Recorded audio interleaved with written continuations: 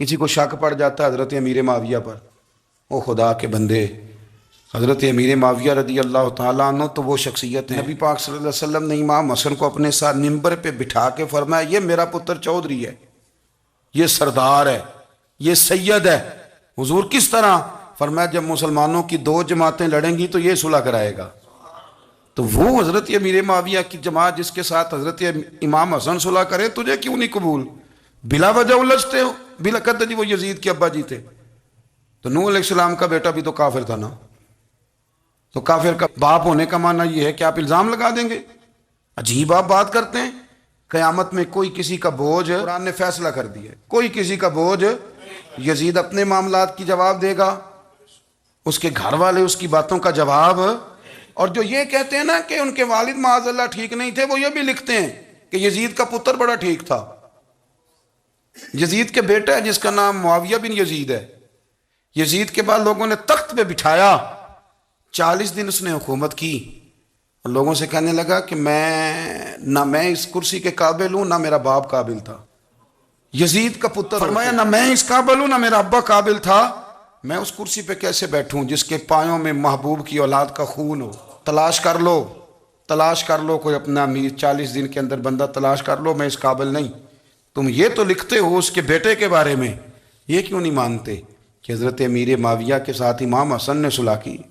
آپ بات کو سمجھیں۔ اور کچھ اتنے بیوقوف ہیں، اتنے نادان ہیں، ان کو کوئی اور بات نہیں ملتی تو کہتے ہیں امام حسین کو آنا نہیں چاہیے تھا، حکومت بن گئی تھی، یزید بیٹھ گیا تھا، معاذ اللہ۔ پتہ ہے حضرت عبداللہ بن زبیر کیا فرماتے تھے؟ فرماتے تھے ہم تو یزید کے خلاف اس وقت نکلے کہ ہمیں یقین ہو، یہ اس بندے کی بات بتا رہا ہوں جسے گٹی میرے نبی پاک نے لعاب دہن سے عطا فرمائی، لعاب دہن سے گٹی دی رسول کریم۔ حضرت ابوبکر صدیق کے سے حضرت زبیر بن عوام جو حضور کی پھپھی کے بیٹے ہیں، ان کے بیٹے حضرت عبداللہ بن زبیر کہتے ہیں ہم تو یزید کے خلاف اس وقت نکلے کہ ہمیں ڈر تھا اگر اب بھی نہ نکلے تو آسمان سے پتھر برسیں گے، کہیں ہمیں سزا نہ ملی۔ اتنا بڑا مجرم اور تم کہتے ہو امام حسین کو نکلنا نہیں چاہیے؟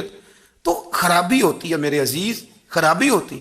آپ کو پتہ ہے میں ان مسائل پر کم بات کرتا ہوں لیکن ضروری بڑا سمجھتا ہوں، میں سمجھتا ہوں یہ ضروری چیزیں۔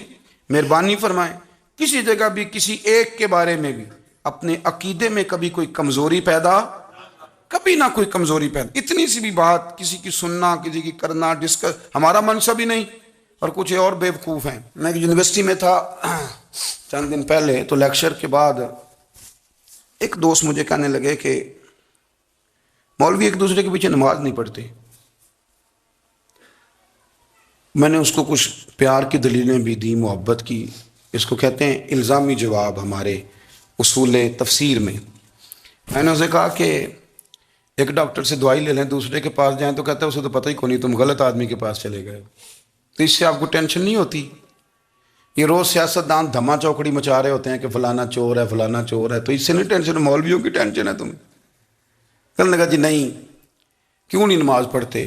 میں نے اسے کہا یار، اور وہ مجھے کہنے لگا جی آپ بڑی مثبت بات کرتے ہیں تو اس لیے میں نے آپ سے سوال کیا ہے۔ میں نے کہا یار بڑی سادی سی بات ہے، اگر تیری سمجھ میں آ گئی تو ٹھیک ہے، نہ بھی آئی تو منوانا تو میرے ذمہ ہے بھی نہیں، بتانا میرے ذمہ ہے۔ تو یہ بتا، میں نے کہا تیرے ابا جی کو، تیری اماں کو بندہ کافر کہہ گزرے، کوئی مولوی بہت بڑا شیخ الحدیث ہو، اصول تفسیر پہ، فقہ پہ، حدیث پہ دسترس رکھتا ہو، اور مستحضر علم ہو اس بندے کا، تیرے ابے اور اماں کو کافر کہے تو نماز پڑھتا ہے؟ کہنے لگا نہیں۔ تو میں نے کہا جو میرے نبی پاک کے ماں باپ کو مشرک مانے، اور میں نے کہا اگر تم نے دلیل چاہیے ہوگی تو بندے میں تمہیں دوں گا، اور بائی نیم دوں گا، اور میں ان کی تحریریں تمہیں دوں گا جو مر گئے یہ لکھتے ہوئے کہ چونکہ وہ پہلے چلے گئے تھے، انہوں نے کلمہ نہیں پڑھا، لہذا معاذ اللہ صبح معاذ اللہ دوزخ میں جائیں گے۔ تیرا حوصلہ پڑھتا ہے تو پڑھ نماز، میرا تو نہیں پڑھتا، میں کیسے پڑھوں؟ اور اس قدر کمزور نظریے ایک آدمی کہ اپنے قلم سے لکھتا ہے، اپنے قلم سے اپنی کتاب میں لکھتا ہے کہ جس مچھلی کے پیٹ میں حضرت یونس نے کچھ دن گزارے وہ مچھلی جنت میں جائے گی۔ دے شرم نہیں آتی؟ جس مچھلی کے پیٹ میں یونس چند دن رہے وہ جنت میں جائے گی، اور جس ماں کے پیٹ میں مدینے والے رسول 9 مہینے رہے، حیا نہیں آتی تجھے بات کرتے؟ پھر بھی سمجھ نہ آئے تو ہم سے آ کے عقیدہ سن، ہو درود تجھ پہ بھی آمنہ، ہو درود تجھ پہ بھی۔ تیرے لال پر بھی سلام ہو، تیری گود کتنی عظیم ہے، تیری گود کتنی. یار آپ مجھے دلیل دینا. میں آپ ہماری ساڑی تے باٹی کونی تے سانجی کدے نال ہونی ہے؟ ہمارا کسی سے ذاتی رٹا ہی کوئی نہیں. آپ بات کو سمجھیں.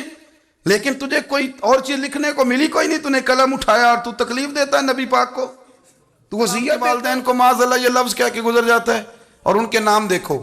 آمنہ نام کیا ہے؟ آمنہ. آمنہ نام کافروں جیسا ہے. اور والد کا نام کیا ہے؟ سبحان اللہ. عبداللہ کا معنی ایک کافروں جیسا نام ہے. مت ماری ہے. اور کتابیں لکھی جا رہی ہیں اور سیرت لکھی جا رہی ہے اور دلیلیں دی جا رہی ہیں. لوگوں کو خیال ہی نہیں آتا. عجیب فلسفہ ہے. 4 اقوال ہمارے بزرگوں نے لکھے ہیں نبی پاک کے والدین کے بارے. سب سے پہلے امام سیوطی فرماتے ہیں رسول کریم علیہ السلام نے فرمایا کہ پوری دنیا میں جب کفر رہتا ہے تب بھی 10 لوگ اللہ کی توحید پر ہمیشہ قائم رہتے ہیں. یہ نہیں ہو سکتا کہ ساری دنیا کفر سے بھر جائے. فرماتے ہیں میرے محبوب کے والدین بھی ان 10 لوگوں میں شامل ہیں. حضور کے والدین بھی ان.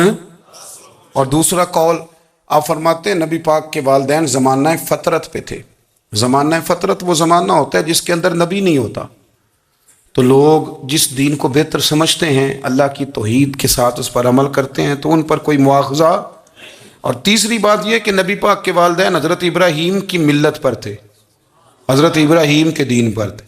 اور حضرت ابراہیم کا وہ دین ہے جس کو قرآن کہتا ہے کہ وہی دین ابراہیمی دین محمدی ہے صلی اللہ علیہ وسلم. وہی دین محمدی ہے. اور چوتھی بات اس کو علامہ ذہبی نے لکھا, علامہ خفاجی نے لکھا, قاضی اجاز نے لکھا, محدثین نے لکھا. حدیث کی راوی سیدہ عائشہ صدیقہ ہیں رضی اللہ تعالیٰ عنہ. کہتی ہیں رات کو میں اٹھی تو میں نے نبی پاک صلی اللہ علیہ وسلم کو روتے ہوئے دیکھا. یا رسول اللہ کیا ہوا؟ فرمایا میں نے رب کریم کی بارگاہ میں عرض کی تھی یا اللہ میرے ماں باپ کو زندہ کر دے تاکہ وہ میرا کلمہ پڑھ لیں. ہیں تو وہ پہلے بھی دین فطرت پر انہیں کنتم خیر امت ان کا اعزاز بھی نصیب ہو جائے تو حضور فرمانے لگے اللہ نے انہیں زندہ کیا ہے, وہ میرا کلمہ پڑھ کے دوبارہ قبروں میں گئے ہیں. تو امام سیوطی فرماتے ہیں کہ وہ نبی پاک علیہ السلام کی امت کا اعزاز بھی اللہ نے انہیں عطا کر دیا ہے.